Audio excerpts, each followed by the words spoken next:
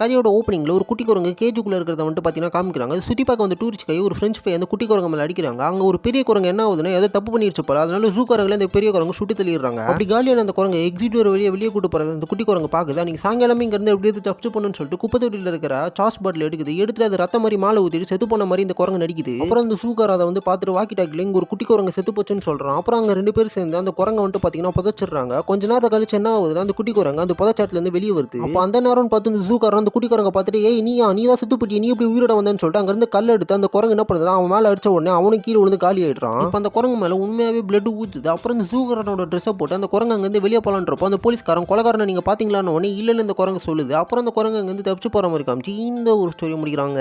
இந்த கதையில ஏத்துக்க முடியாத விஷயம் என்னன்னு கேட்டீங்கன்னா அந்த ஜூக்காரனோட ட்ரெஸ் இந்த குரங்கு போட்ட உடனே இந்த குரங்கு ஒரு மனுஷன் நினைச்சு அந்த போலீஸ்காரன் பேசினா பாருங்க அதை தான் வந்துட்டு பாத்தீங்கன்னா ஏத்தவே முடியல. தமிழ் படத்துல போட்ட கெட்டப்பே வந்துட்டு பாத்தீங்கன்னா இந்த குரங்கு மிஞ்சிடுச்சு. சரி ஓகே இந்த மாதிரி விசித்திர கதைகளை பார்க்கணும் மறக்காம ஒன்ஸோட டாக் சேனலை சப்ஸ்கிரைப் பண்ணி வச்சுக்கோங்க. இது மாதிரி உங்களுக்கு எக்கச்சக்க புது வீடியோ வந்துட்டு பாத்தீங்கன்னா வந்துட்டு இருக்கு.